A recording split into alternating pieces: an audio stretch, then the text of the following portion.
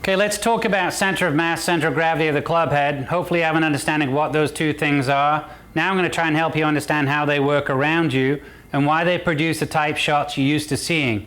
So if we're talking about good players tend to struggle with a ball. For a right-handed golfer, too much of a hook. Ball starts right, goes left very quickly. There's a reason for that. So if you think about a good player, they tend to say, I struggle with the club getting stuck and trapped behind me. Now their handle doesn't get stuck behind them. This center of mass tends to lay down too much, coming down in transition. Somehow they've moved the golf club in such a way that the center of mass is falling down behind them. And now what that does, it gets basically stuck behind them. From there, the club effectively gets much, much heavier down behind the player. They either hold the club off, hit a big push, or they have to apply too much twisting to try and get the golf club to square up. And that's where you get a big hook from. So the old analogy of golf is you learn how to hook it, spend the rest of your life trying to get out of it. So we need to understand when you're playing, how do you make this center of mass move this way a touch in the downswing? I'm not talking about big shallowing, it's just a little bit, and then make that golf club move around you. So it's trying to move around you this way, and it's also trying to move you around this way, around the body as well. So that's the draw, or the overhook, okay? So let's look at a golfer that struggles with a ball starting left or on line and then cutting to the right, a slice for a right-handed golfer. It's a weaker type shot.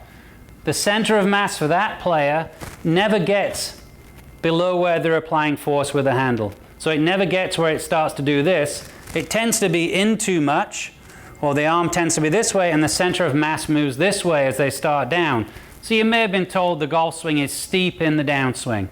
I can show you thousands of great players who have it steep in the downswing, but the center of mass doesn't do out here, and then it doesn't fall this way. So you've been told you're steep, and then you're trying to shallow the club behind you. Again, if it's here early in the downswing and then gets this way, the natural squaring is not going to happen for you. So now you have to work very, very hard in the downswing to try and square it, and that's when you may see you're turning your body too much coming through.